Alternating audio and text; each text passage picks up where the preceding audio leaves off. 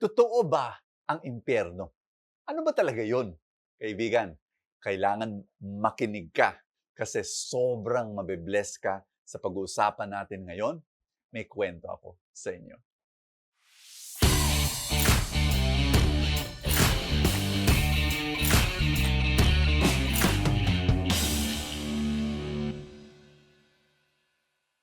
Yung nung maliit ako, yung nanay ko, 'pag nag-iiwan ako ng pagkain sa aking plato, 'no, meron siyang linya, eh. Lagi niyang sinasabi, "Ay naku, pupulutin mo 'yan. Bawat butil ng kanin na iniwan mo ng buong buhay mo, imagine mo isang gabundok ng bulok na pagkain, lahat, 'no, iniwan mo 'yan sa lamesa, iniwan mo 'yan sa plato mo, kakainin mo lahat 'yan sa purgatorio." Talagang takot na takot ako. Biruin mo, gabundok na bulok na pagkain na iniwan ko buong buhay ko. Ah! Tapos inisip ko, kung ganyan kapangit ang purgatorio, mas lalong pangit yung impyerno. Ayoko na, gusto ko nung magpakabait. Kaya kakainin ko lahat ng mga leftover ko.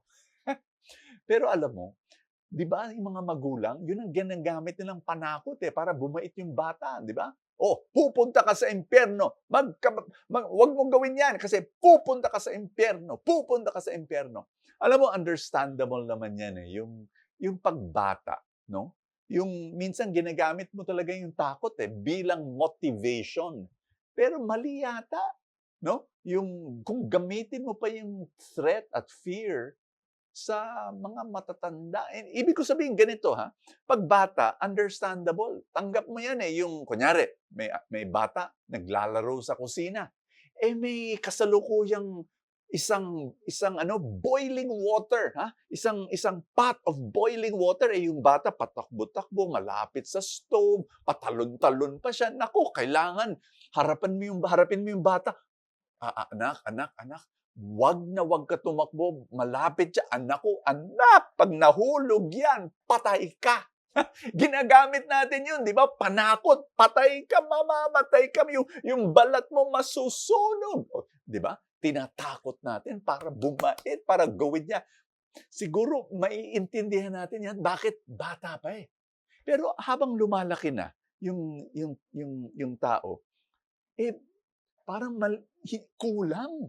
Kulang kung puro takot. I'll give you an example, yung misis ko nung hindi pa siya misis ko, 'di ba? Nung linigawan ko siya, ginamit ko ba yung takot?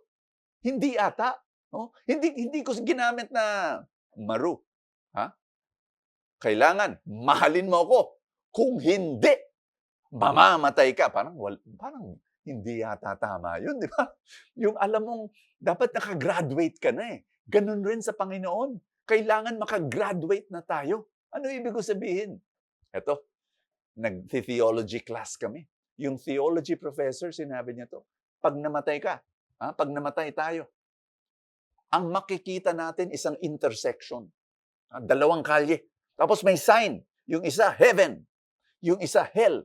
Pipili ka." Nagulat, 'no? Nakakagulat yun, 'di ba? Parang, wala bang ano yan, barbed wire? 'Pag masama ka, may barbed wire sa harap ng heaven, tapos bukas na bukas yung hell. O kaya may mga Doberman dito, 'no, hindi ka makapasok. Yung sinabi niya, hindi, bukas yung dalawa. Oh, sinabi namin, gano'n ba kadali?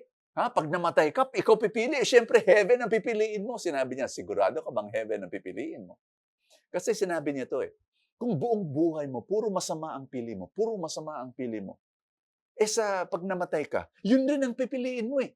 Tandaan mo 'to, ang impyerno isang lugar, isang state, 'no, na hindi ka reject ng Panginoon, ikaw ang nagre-reject sa Kanya. Si Lord hindi ka niya itatapon doon sa impyerno, walang gano'n. Si Lord lagi kang kino-court, lagi kang liniligawan, hinahabol ka lagi ng Diyos.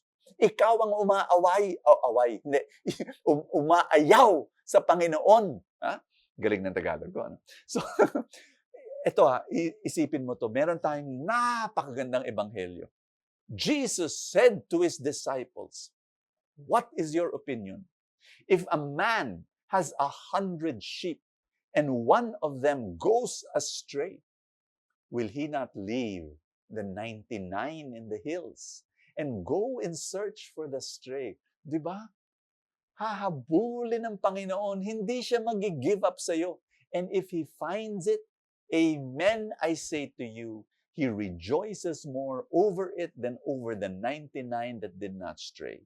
In just the same way, it is not the will of the Heavenly Father that one of these little ones be lost. Kaibigan, nung linigawan ko yung misis ko, ganun, simple lang, di ba? Mahal kita. Darating ang araw, mamahalin mo ako. Oh, di ba? Ganun yun eh. Ano ang motivation ng pag-ibig? Love. Hindi fear. Love. Ganun rin si Lord. Kaya nakalagay sa Bible, we love because He first loved us. Galing, di ba? Dasal na tayo. Umuo na tayo kay Lord. In the name of the Father, and of the Son, and of the Holy Spirit. Amen. Sabi mo sa Kanya, Lord, oo ang sagot ko sa iyo. Tinatanggap ko ang ligaw mo. And I receive your relationship. I receive your love. Change me. Transform me. Baguhin mo ako, Panginoon. Sana ang sagot ko sa iyo ay laging oo, araw-araw. Amen! Amen! In the name of the Father, Son, and of the Holy Spirit. Amen! Ang sarap na sa presensya tayo ng Panginoon. Ako'y natutuwa na nandiyan kayo at kung gusto niyo ako tulungan sa aking mission, pwedeng-pwede. Pumunta kayo sa maging full-time supporters. Click the link that says support now dyan sa Facebook o kaya kung YouTube naman gamit mo, click yung button join kung computer ang gamit mo. God bless you and I will see you tomorrow.